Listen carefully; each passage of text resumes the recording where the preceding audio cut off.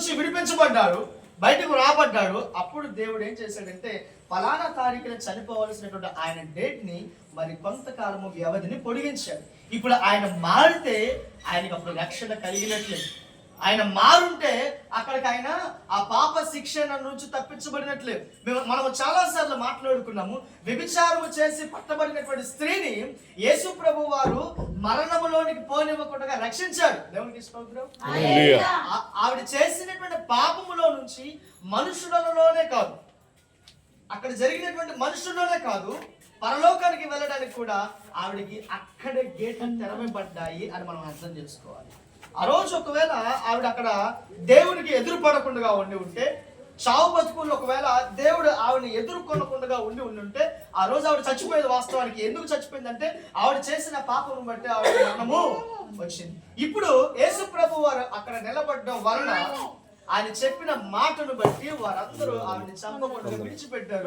యేసు ప్రభు వారు అంటున్నారు, నీ మరణము ఎవరో కొట్టలేదు కనుక నేను కూడా కొట్టను. అయితే ఇక నుంచి నీవు ఆ పాపపు పని చేయకుండా,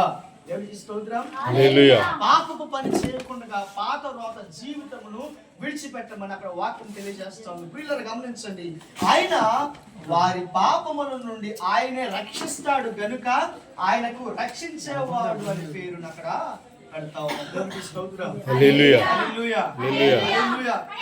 గమనించండి. మనం చాలా సందర్భాల్లో ఎన్నో పాపములు చేస్తూ, ఎన్నో అతిక్రమం చేస్తూ, ఎన్నో విధాలు చేస్తుంటారు. అంతెందుకండి, ఈరోజు మొన్న మనకి క్రిస్మస్ జరిగింది. ఇప్పుడు అరే ఎందుకురా తాగామంటే ఈరోజు మా పండగ కనుక తాగాను అని అంటాడు. ఎందుకు తాగామంటే ఏం చెప్తాడు? పండగ కనుక సెలబ్రేట్ చేసుకుంటాం. యేసు ప్రభు వారు సెలబ్రేట్ చేసుకోమన్న విధానం ఏమిటంటే, నీకు కలిగినది ఏదైనా మంచి కొరకు ప్రయాసపడు. నీ దగ్గర ఏదైనా ఉంటే వానికి పెట్టడానికి ప్రయాసపడు.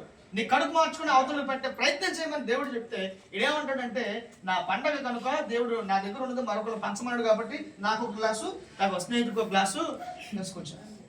ఈ రకాన్ని ఆయన కోరుకున్నాడు. చెప్పండి, ఏమైనా కోరుకున్నాడు? మనిషిని పాడు చేసేది దేవుడు ఎప్పుడు ఎంకరేజ్ చేయడు. ఒక మనిషిని నాశనం చేసేది దేవుడు ఎప్పుడు అంగీకరించడు. దేవుడు అనేటువంటి వాడు ఒక మంచి కొరకు పోరాటం చేస్తాడు, ఒక మంచి కొరకు ప్రయాసపడతాడు. ఇక్కడ అంటున్న మాట, వారి పాపముల నుండి